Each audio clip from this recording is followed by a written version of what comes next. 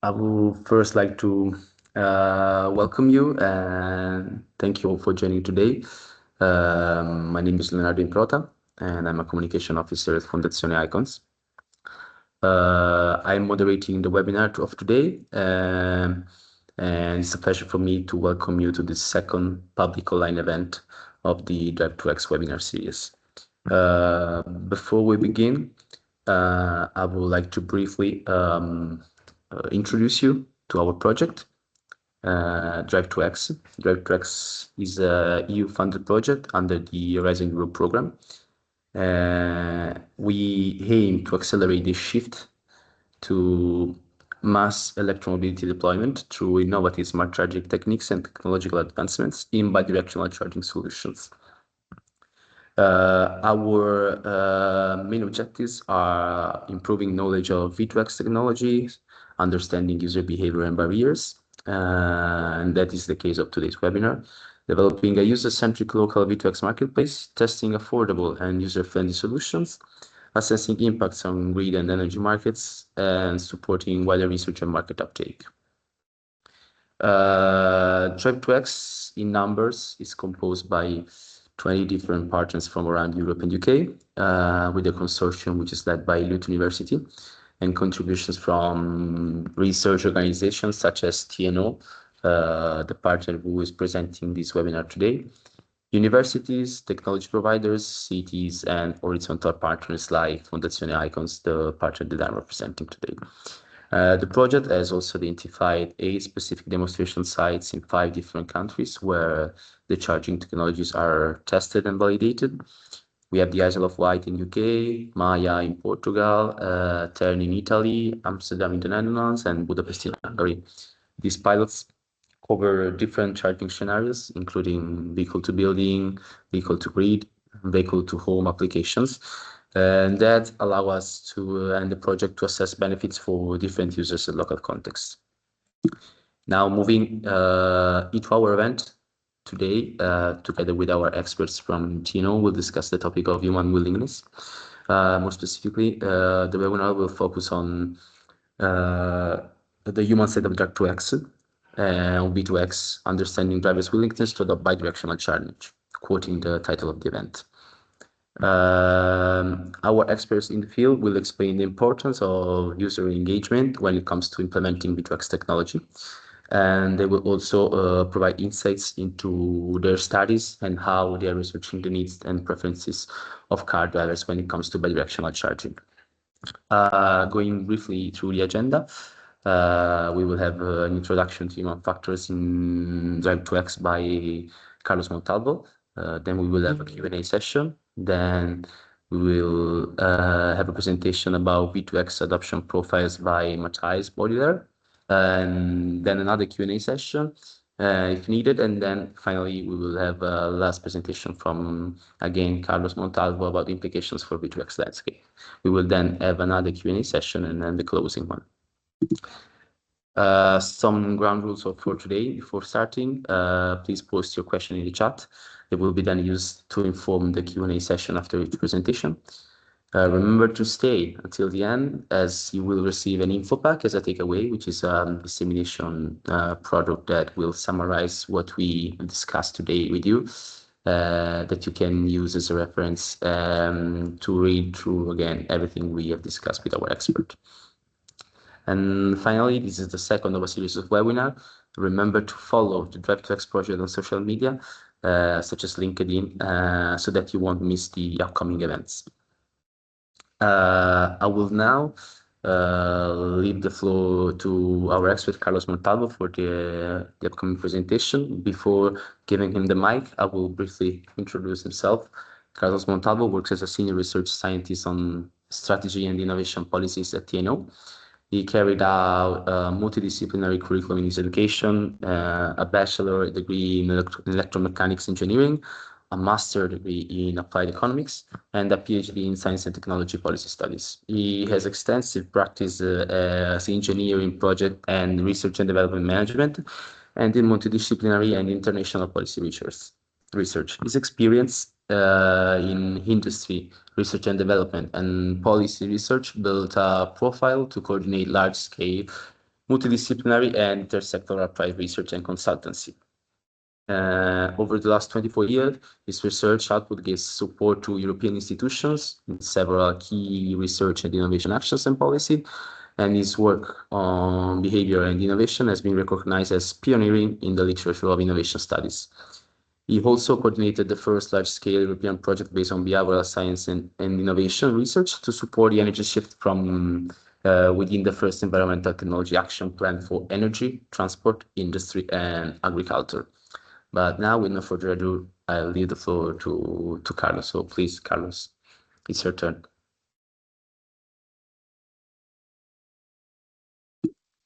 Mike is, yeah, I think I will take control also. Thank you. Well, first, I think it's important to highlight that although the presentation is done by two people here, the work that you will see represents the efforts of many partners that basically starting from producing an excellent proposal to win the funding for this project headed by Lud and Gonzalo Mendes. But also in basically developing the frameworks, but also questionnaires, collecting data, summarizing it, and then participating in discussions across the lifetime of this project. So I would like to thank all the partners for the efforts that they have done to make this presentation possible. And especially also the team involved at TNO, which is Matthijs and Yashar. Yashar is not with us, but it was also important in the production of the report. So I think for the first, just let me go down, next slide. Well, here I think is another thing important to clarify is what we mean by bidirectional charging. No, it's a capacity basically of vehicles to connect to the grid, enhancing flexibility in the local and sometimes regional grid. But the connection can be from vehicle to home, vehicle to building, or vehicle to the grid. No? And what is special about this is not only a smart charging, but it's the possibility of the users to basically buy energy and sell energy. And this gives a new, let's say, characterization and practicalities to enhance flexibility of the energy grid at the city level, no, but also at the regional level. Something important here is that we want to highlight is that once the technology is mature and ready to be in prototypes or to be scaled up. When something important is that what happens with the user. Now, this is an emerging technology that often is not known to users, and so they need time to familiarize and trust the technology. You know? So the individual user is quite important, but also the systemic influences across different actors. Those that enable the infrastructures, but also those that regulate how business operate and how the technology is certified, etc., are also very important. So that although the technology very often is ready, society is not ready yet to use it. So we conceptualize to represent this is you see the slide now in front of you, is that we take first a good look on what are the predispositions of individual users.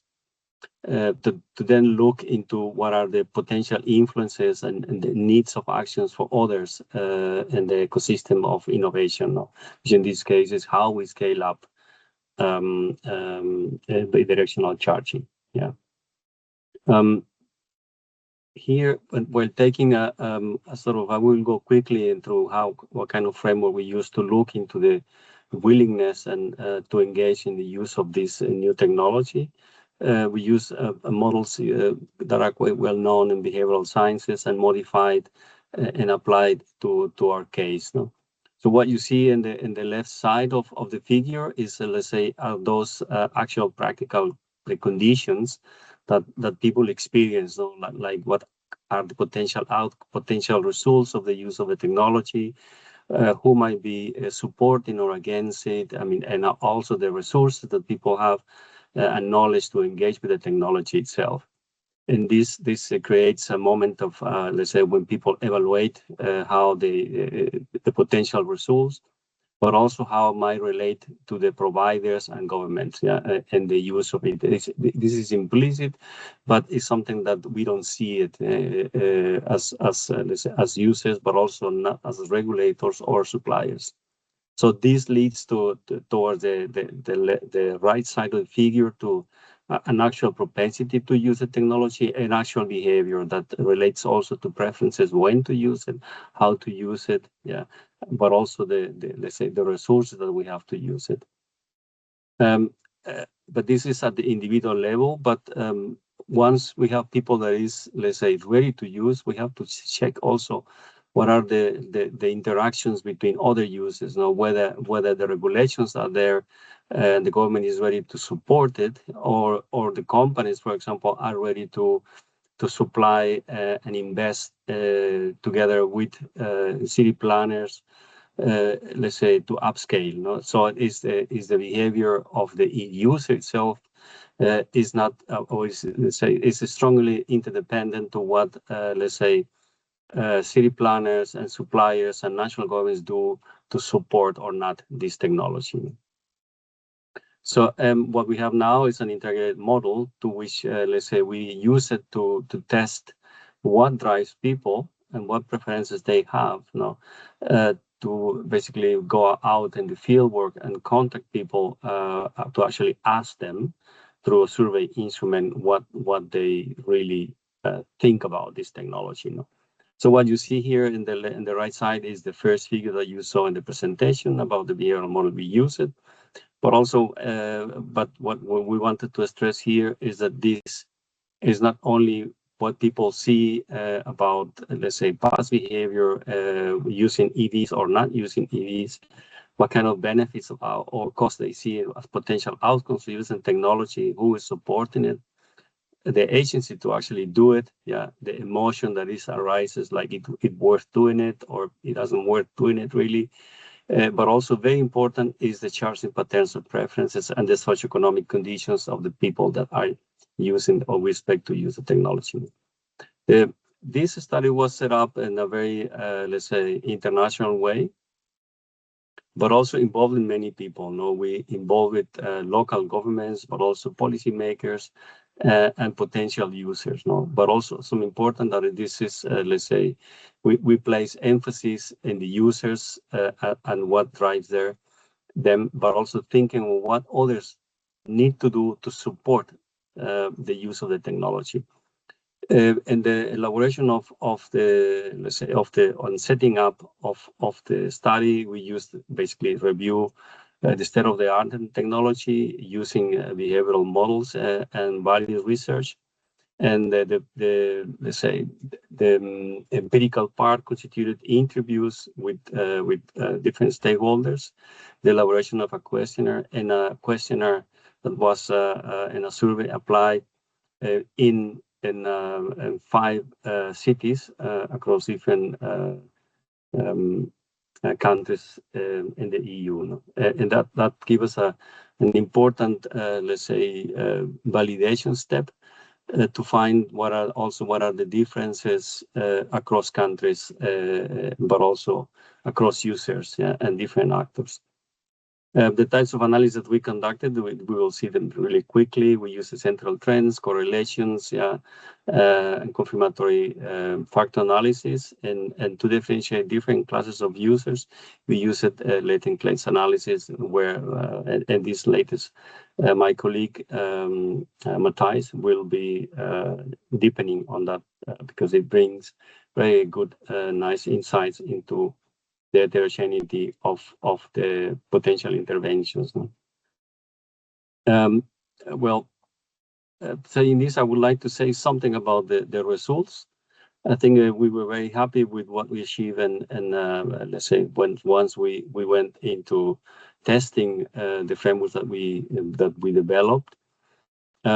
We got about 3,300 completed questionnaires for this. which basically render a very nice sample to differentiate across cities, but also across countries, and a different let's say ways of identify differences across users, like by age, by gender, but also whether levels of income and education, and that those were important variables to take into account.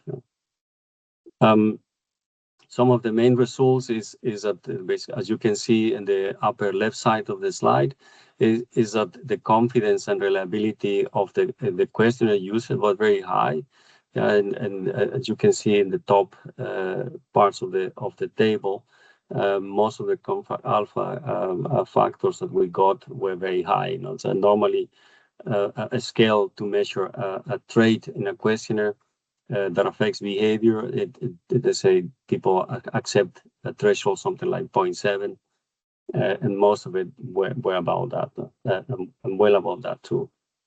In terms of response, I think the rate of response was normal. I think where issue something like 30,000 invitations, and we got about 10% rate of response that you can see in the let's say in the final response rate that we had. And we are very happy now with the results also in terms of how much of the variance in the sample that we could explain, close to 60%. And we could differentiate the level of importance of the different factors that might affect the engagement and bidirectional charging on top of it, but is appearing the capacity to do it, agency.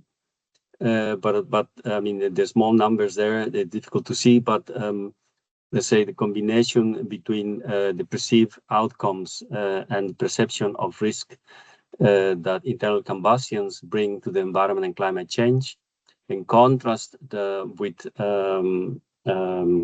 electric vehicles. So accounted also for an important percentage of the variance. So the most important, something like 23%, something like that. So that gives an idea as to where to look and what is determining, let's say, the engagement of users. So as already I was saying, I mean, the general outcomes of the data is that, let's say, in general, agency is a single most important factor, but when accumulating the cognitive part related to attitudes account for about 24% of the variance. So this is some kind of a low-hanging fruit that, let's say, policy and interventions can look at, by providing basically information, which is not enough, but it's a good chunk of let's say, of a factor that explains the possibility of encouraging people to engage in this technology. Something important also was that emotion resulted highly correlated more than most of other factors when we look to actual engagement for the moment of the survey within 1 year and 5 years.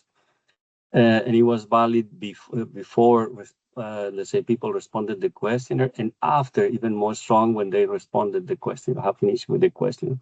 So emotion is something to see how it can be, let's say, for interventions, how it can be moderated, because it will basically affect the engagement. And even something more important was the socioeconomic condition. This idea of having, let's say, complementary infrastructures at home, like solar panels, actually having a house with a driveway with an EV that you can connect to the grid or to your house, having other facilities that relate to energy, let's say, renewable energy technologies were also quite highly correlated. So it's basically, this points out to the fact that, let's say, the socioeconomic part in terms of income and education play a very important role. And I think with this, the key takeaways, the strong validity of the framework, also which, let's say, targeted aspects that could increase adoption in cities, is promoting complementary renewable technologies at home, increasing the knowledge of on a general knowledge on V2X and potential users, and actually let them know about the benefits for, let's say, stability and flexibility of the grid. That would increase the likelihood to engage. But also something important is that there are strong differences in the willingness to engage depending on socioeconomic profiles. This is something really important, but it's a structural feature that really requires not only policies targeting the promotion of V2X, but also in general increase, let's say, the uptake of complementary renewable energy technology at home or in buildings. And with this, I think I leave the floor for questions. I still have 2 minutes left. So the people that have questions will win a bit more time. Thank you. Thank you, Carlos. It was really, really clear. I think it's crucial to understand what's behind all your work. I mean, technologies are important to be implemented, but the human acceptance is crucial for, especially for our project and for V2X in general.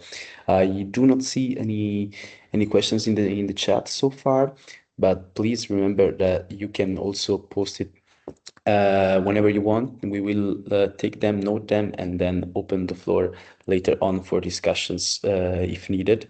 And if you also want to speak aloud, we can activate your microphone, and then you can also post your question by voice if you believe. So just write it in the chat, and we will give you the floor if needed. So far we have no questions arise. So I will then move to the next presentation from Matthijs, but as I said before, remember that you can always post questions in the chat whenever you want, so that Carlos will address them later if needed. So I will then give the floor to Matthijs again. And before giving you the mic, Matthijs, I will briefly introduce yourself for the audience, so that if you can take control of the slides and then move so that we can start the presentation as well. Thank you, Matthijs. So Matthijs, he's design researcher at TNO, specifically energy transition study. At TNO, he applies value-centered design approaches in the development of technological innovations to make them socially beneficial in the present and the future. In his current work, he focuses on the end user perspective in the adoption of new energy technologies in the ICT, domestic and mobility domains. Please, Matthijs, the floor is yours. Yeah, thank you, Leonardo. I would like to continue this webinar with the section about V2X adoption profiles, or actually the way that we see that some drivers might differ in their attitude towards adopting this new technology and how we can accommodate for that. And let me start by outlining the process that we went through across quite some time in the project. We conducted various research studies in a process to actually build up towards the end result that we can present here today. We started off by gathering, let's say, value-related attitudes of people through interviews. So we gathered statements from them about their general thoughts and ideas and attitudes towards different use cases of V2X that were also introduced earlier. And we then related the statements that they made to values from a value framework. And following that, we started clustering these statements according to the values, in a clustering or affinity diagramming exercise, and that led to certain driver profiles around these values, basically, that we also call archetypes, which are kind of, let's say, the extremes of how a driver could represent these values, and it teaches us a lot about their thinking and what different kinds of people there are. But after that, we took those archetypes and tried to validate them with a large-scale survey work that Carlos already mentioned. In that survey, we also had a choice experiment, and in that experiment, people had to make a decision between different values, and in that way, we could see actually what values would materialize in practice when people had to make these decisions.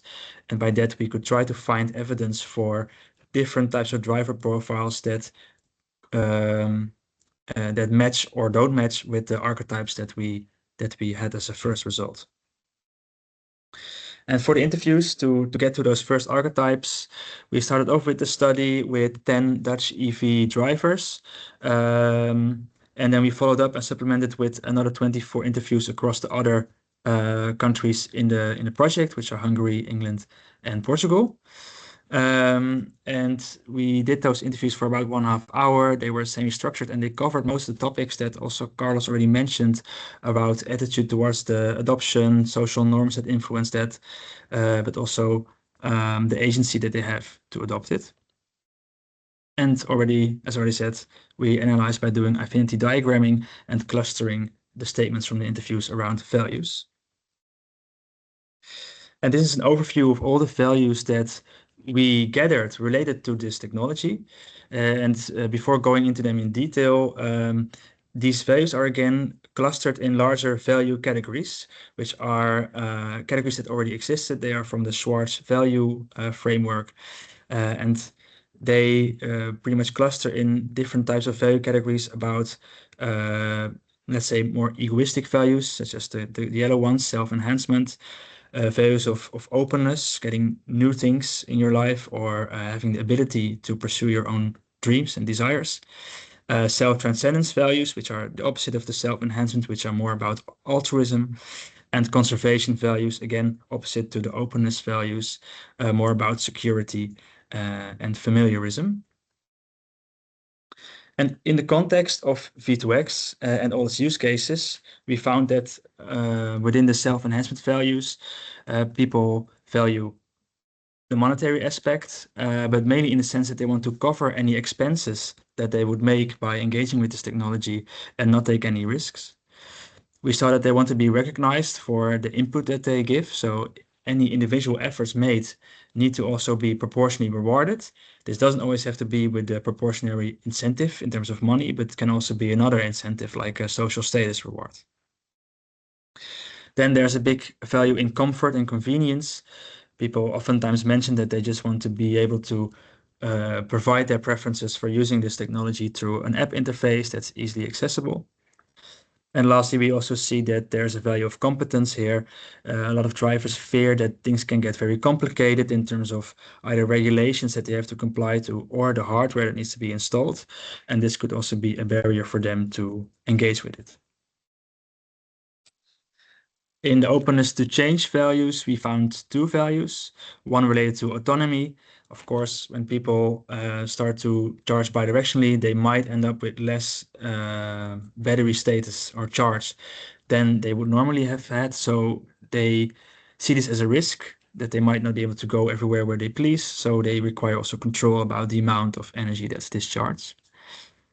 And on the other side, we also see stimulation as an openness to change value.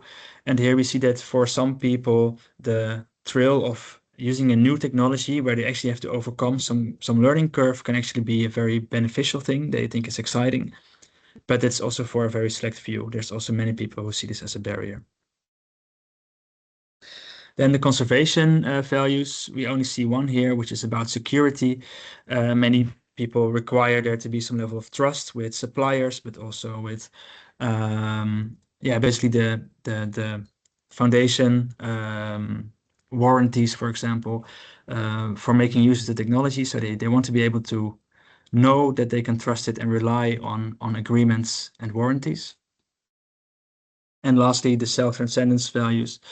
We see a value here that we call morality and fairness.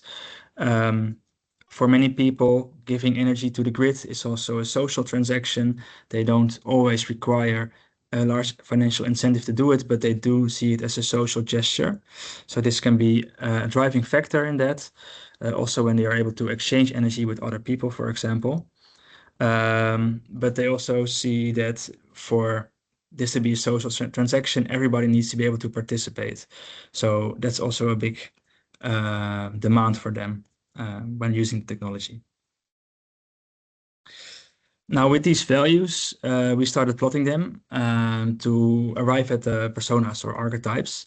And we did it along axes that were already kind of presented in the Schwartz framework, where there is opposing values in doing it for yourself or doing it for others, doing it by yourself or doing it in a communal way, but also being more conservative and being more open to new things. And when we plotted along those axes and we'd start to create personas or let's say manifestations or people that would embody these values, we got to the personas on the right, and we try to formulate them in a way that they are quite distinctive, so they don't overlap too much, but also they do really fulfill a complete persona. And largely they follow, let's say, the quadrants in the graph here, in the cluster, in the axis. So we have the idealist on the far right, which are all about the morality and fairness perspective, the independents, which are very much about the openness to change values, the prudents, who are more conservative, and in the middle we actually see an area where there is a silent majority who are quite in the middle. They don't value any specific value very highly, but they just are all about the convenience and ease of use. And on the top left, we did make a distinction within the self-enhancement values, where we look at both the pioneers, who are more driven by excitement and financial incentive, and the analyzers, who are more also a bit less more risk averse, and they just want to know that everything is all right and they don't take any financial risk. Now, in the more quantitative parts, we try to validate these personas, and we did that by clustering exercises with a large amount of data. And we basically did two analyses. One, let's say, regular latent class analysis or latent cluster analysis on the survey data that Carlos already mentioned, which is mostly Likert scales posed on the different aspects of attitudes, social norms, and agency, and also socio-demographic factors. But we also did an LCCA, a latent class choice analysis on the choice experiment. And you can see the choice experiment on the right. Basically, people would get two different settings for making use of V2X that differ in the intensity. And then people would have to make a choice between these intensities and make that choice by deciding what they value along certain attributes, which are on the left. And those attributes are all linked to the values described earlier. So for example, the amount of financial incentive is in there, but also the range left at the end of the session and the amount of contribution to a societal goal, such as congestion management. And before they made a decision, they were also given, let's say, the context of the decision in which we materialize the different use cases. So there's some scenarios for a vehicle to homes use case, but also scenarios for a vehicle to building and vehicle to grid use case. Also with different setups, like having a private charger available or a public charger, and differing trip distances that people would have to make afterwards. So there's a varying context around this choice as well, to make people really make an informed decision. And making those clustering analysis, I'll first start with the results of the, let's say, more regular clustering of the Likert scale questions. And here we see a very typical clustering along the Rogers curve of adoption, where we do see that there is a smaller group of people that are likely to adopt, called the metropolitans in our study, but are generally mentioned as the innovators or early adopters. There's a bigger chunk of people in the middle, the early majority and the late majority, and of course there's a smaller chunk at the end again, which are typically referred to as the laggards. But what's interesting here is that when it comes to the differentiation between these clusters on values, we don't really see that they differ on values per se. They are just generally more positive across the board of all the values when they are more to the left in the graph, and when they are a bit further down the adoption curve, they are generally more negative around all the values. So there's not a lot of difference there in the values that they have. They're just generally positive or generally negative towards adoption. What we did find in this clustering is that they differ a lot on socio-demographic factors. So we also named these clusters to reflect that, where we see that the most likely to adopt are the metropolitans, who typically travel further, have more cars available, and have more access to complementary assets like solar panels, and are also typically younger. Then at the far end, we have the laggards, which we call the older conservatives, who typically live smaller, own less cars, have less access to complementary assets, and are also older. And then in the middle, the early and late majority are in the middle of those two extremes, which we call the young families, which are a bit more eager to adopt, and the smaller households, which are less eager to adopt.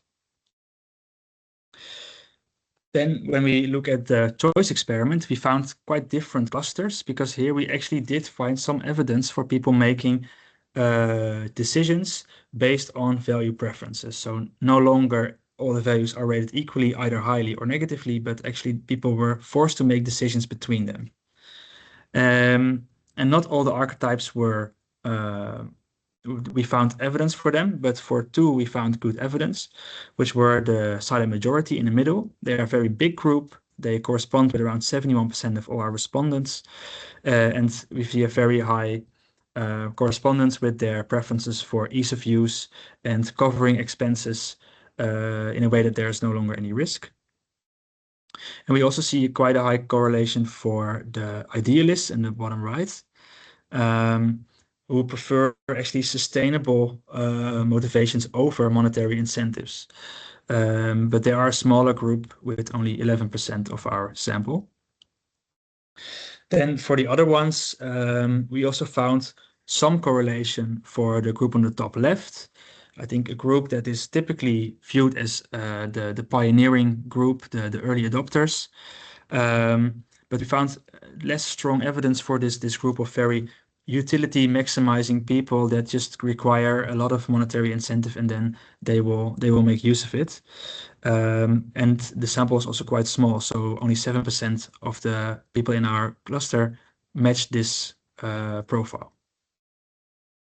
And the same can be said for the laggards or the prudents in our archetypes. It's only a group of 10%. And it was only a medium to high correlation of these people that tend to avoid new things and would like to wait for others to cover the ground first and get some experience. And the last archetype of independence, we didn't find a good correlation at all. And also, if so, it was a very small group, less than 1%. So we can say that these independents are unicorns that we don't see in real life. So what do we learn from this? When we look at these value-centered driver profiles and the possibilities for adoption of V2X technology, we do see that we find a lot of different motivations and different manifestations of values related to the adoption of this technology. And they can inform a lot of the things around technology, like how we design our interfacing or how we make policy. And although we don't find a distinction between groups in society that prefer certain values over others, at first in the more, let's say, general Likert scale questions, we do see these differences when we look at concrete choice experiments, which are also a bit more close to a real life decision.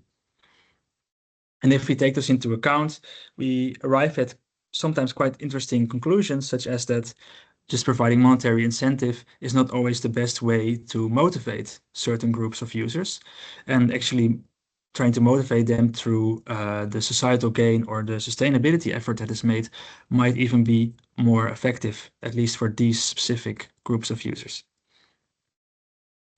And how that then relates to what different stakeholders in this field can do, how they can utilize this information further, will be the topic of the next section of this webinar. But let's open the floor for any questions now. Thank you, Matthijs. It was very clear. I see an hand raised from Alan Rogers. We will give you the mic so that you can speak loud. Please, you can activate your mic now. There we go. Yeah, really interesting findings. And I'm curious, I know that you were looking and speaking with 10 EV drivers from, I think from the Netherlands, you said, if I remember correctly, and then a few more experts across Europe. And as I'm listening to you, I'm wondering, these profiles, the ones that are perhaps a bit more values led, the environmental side of things, the social side of things, how does that relate to EV drivers specifically? And I know you've only talked to EV drivers, so it's difficult to get to the nub of that question. But when a person chooses to drive an electric vehicle, then they're making that choice to go, yes, I'm making an EV choice. Is it because they're making an environmental choice or a monetary choice? And if so, does that then continue on in their choice of V1G versus V2G, that V2G just lets the environmental choice be even more environmental? Or do we see that actually people that have bought an EV already and they're already EV drivers, they might be making it a slightly new or different decision with V1G versus V2G? All right. Yeah, thank you for the question. If I can summarize, you're wondering whether we see a difference between the EV drivers that are already there and people that might not be EV driver yet, and how they look at making this decision for option 1 or option 2. I think it's more about the motivations of becoming an EV driver. Does V2G enhance the motivations of becoming an EV driver? So if I am a combustion driver, then one day I go, oh, I'm going to buy myself an EV. And some people are making that decision based environmentally, and some people are making it based on cost or future proofing.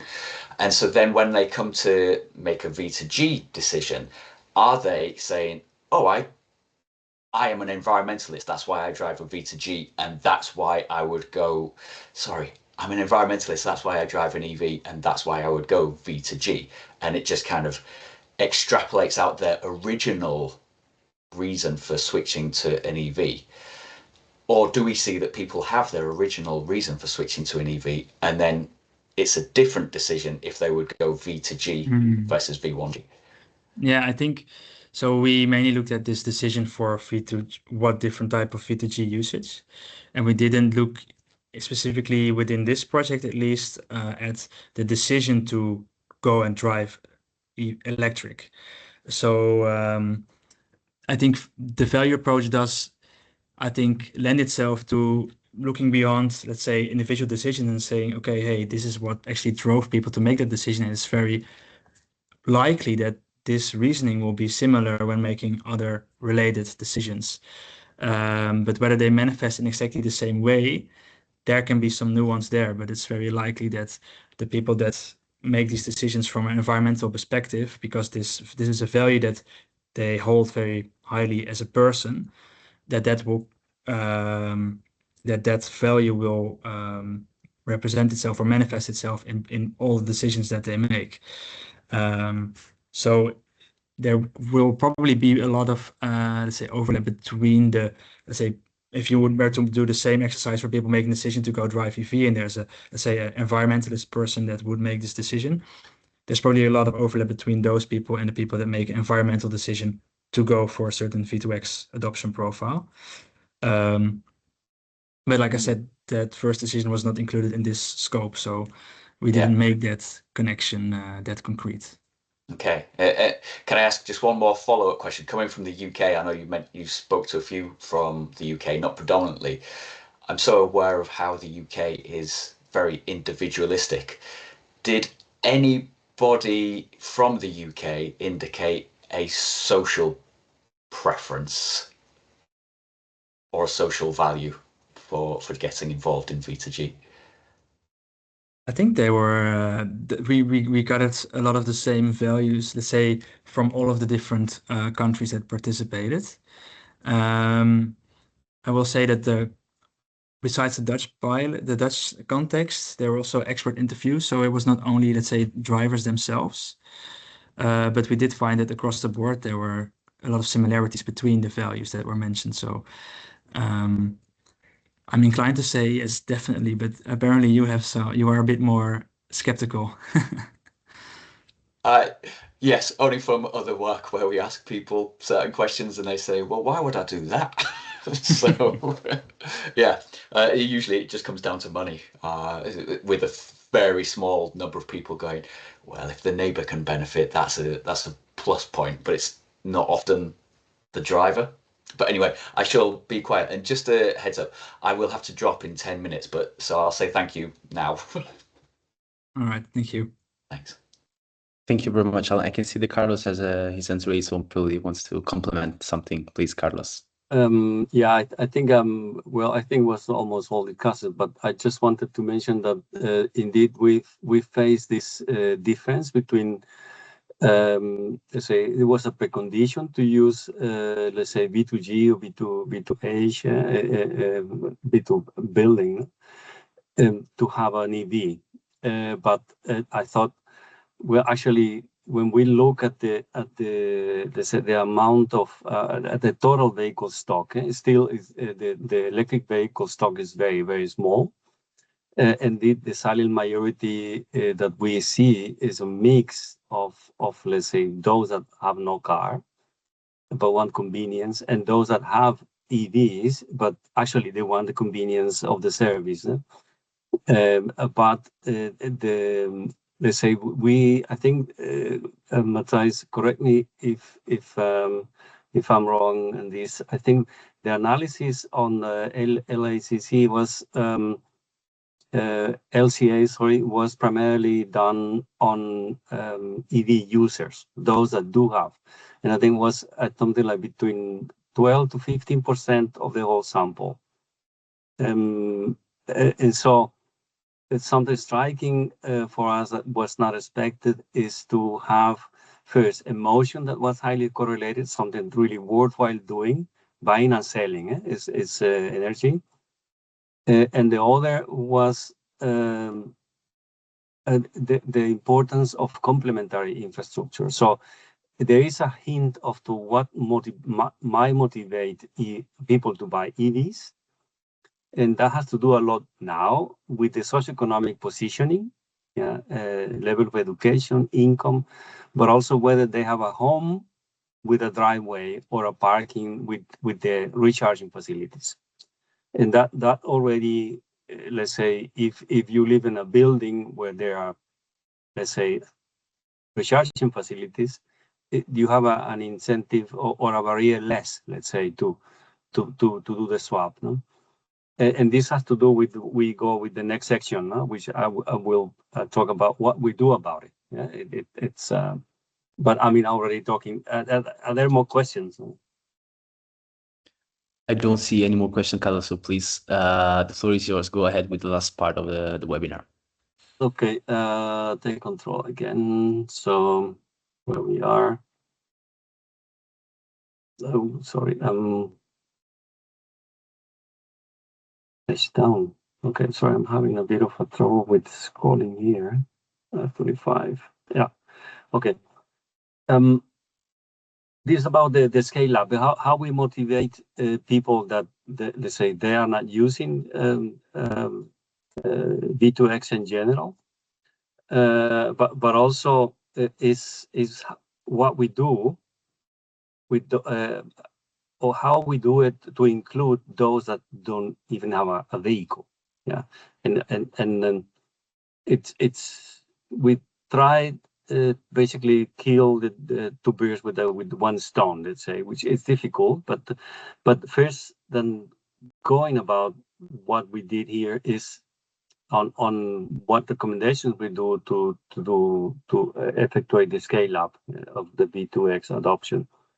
The first is one caveat of what happens in these sort of studies. No, when we use behavioral sciences or innovation systems research to look into how we scale up, we dwell a lot in doing the diagnostics. Is for policy implications, and we do little on what actually do to effectuate the change or the upscaling, and this has to do with what are the roles and who has to do it. And once we found what we found that was presented by Matthijs and me earlier on, is that what we tried to work with the findings and propose some actions. So first is that it's obvious that, let's say, when we were in different workshops with the partners, it was like, really, we need, in order for our technology to diffuse, we need to look into the users. The users are the key. But the users have just a limited agency in what they can do, and it is actually a lot is in the shoulders of city planners, national authorities, suppliers of technologies. That how the mindset is more like enabling, than selling. And we will try to look into it. So it's first general conclusions. What we learned from this study is let's say, first we looked into just the general trend. I mean, it's the whole sample and what are the key factors that affect agency, knowledge about the technology, etc. But as you could see from the presentation of Matthijs, is that there is a lot of nuances that still you have to look into it. Different preferences and patterns of use really demand different interventions. But still looking into this, I think two approaches are necessary. It's really look at the average user, but also look into the heterogeneity preferences. And we looked into what key actions need to be taken by basically by governments and by suppliers. And we will go quickly into it, and we can then discuss a little bit about it. It's the national government. It's basically, the question is how we best support the users. And the thing is, as you could see, there are already people in the sample that we reached that they are quite willing to do it. I mean, there's something like 10%, 11% they were already there. You don't have to do anything. They will use it. But then we have the 71%. Those include people that are EV users and non-EV users that basically they have no preference. They need to still to be convinced and reach out, and that's the big pot. Now, but here is when we say, well, is for the good of the flexibility of the grid. That's really abstract. What we need to do is actually give concrete benefits, and how people benefit themselves. But also something difficult to gauge is climate change. Again, we need to discount it in time and bring it now. What are the effects now? Because climate change, some meters, some droughts, whatever, within 100 years is like, it's too far ahead. So we need to bring it and discount it in time more shortly. So something more clear is that it was mentioned that the battery degradation, warranties, and liability is something that need to be basically deal with. And since let's say complementary infrastructures at home, like having batteries, having a driveway, having an EV, it's basically those complementary technologies require also support. So that's why we need a systems approach that doesn't look only to the EV and the recharging systems that are bi-directional, but we need to look at the whole systems. And this requires a program of, let's say, incentives and taxes and subsidies. Tax incentives like subsidies for let's say these infrastructures, but also into how, let's say, suppliers of technology can make use of tax rates, for example. And also, well, variety guarantees is something I mentioned, but this is something about governments. Also for city planners. I mean, the city planners are something like we have in the project a couple of them, and they have been quite let's say, instrumental in finding these things, these insights. But it's, I mean, what do they need to do? It's basically, well, I think it's difficult for them to integrate the let's say, the buying and selling energy with the new infrastructure that is part of the whole urban infrastructure of the city. You know, so this requires an intervention that is holistic, yeah, from the part of the city planners, no. And this has to do also with not with persuasion of users, but also more like enabling, facilitating the use, no? So something important is to use, I mean, I mean, I must say it's easy to say, you know, to use different strategies of engagement by user segment. I mean, we have no recipe for this, but I think it's something that needs to be done. Obviously, derived from the heterogeneity that was found. Yeah, and something important also is to plan about this diffusion of just taking into account lead users like let's say, municipal fleets, yeah, that provide services. Those can be starting there, no, as lead users, and so that these are part of some kind of phase, stage by stage introduction, rather than trying to basically push for immediate mass uptake. Because even if this is successful to basically lure users, there are limitations in terms of how much infrastructure is already there. So it needs to be staged, you know, in the sort of the next 5 to 10 years or 15 years. And finally, we can look at the suppliers of technology. You know, it's, I mean, these are recommendations that again is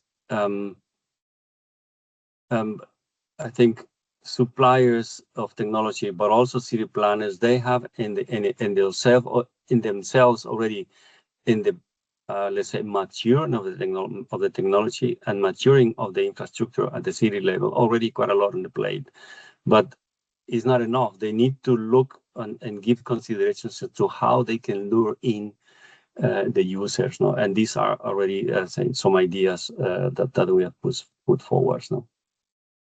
And up to here, I think I would like to leave it for questions. We still have 5 minutes. I think those were my last words on let's say, taking some more like systemic approach of how to promote the upscaling with some ideas and where to intervene. Thank you, Carlos. Thank you very much.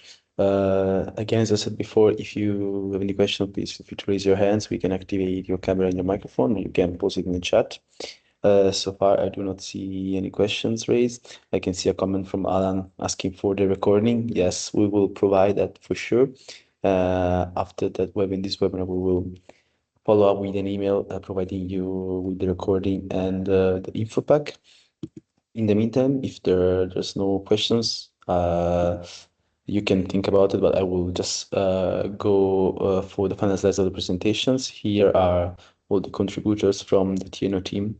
2 credits for today's presentations and for the work, the huge work that they've done in preparing everything that you've seen today. And as we promised you, last but not least, here is our key takeaway from today. This is a QR code that you can scan to download the info pack. In this info pack, as I said, it summarizes everything that has been explained and presented today. We will also share with you in the chat the link to directly download it on our website. And as I said, we will also follow up with an email and provide you with everything we share with you today. Here in the chat is the link for the info pack. I see no questions, neither from the chat or from the audience. Feel free again to reach out to us, to our team, to the DriVe2X team, through our social media channels, but also to the TNO team presented today. If you have any further questions, if you want to follow up the discussions, But if there are no further comments and no more points to raise, I will then close the event of today. And I would like to thank, obviously, first the two main speakers, Carlos and Matthijs. Thank you for your presentations. It was really inspiring. And thank to all the attendees as well for participating. Make sure to follow us on social media. This is a series. 2 more webinars will coming up soon in the coming 2 months. And that's it from my side. Thank you, and wish you all a pleasant evening. Thank you, everybody. Thank you for organizing. See you. Bye. Bye-bye.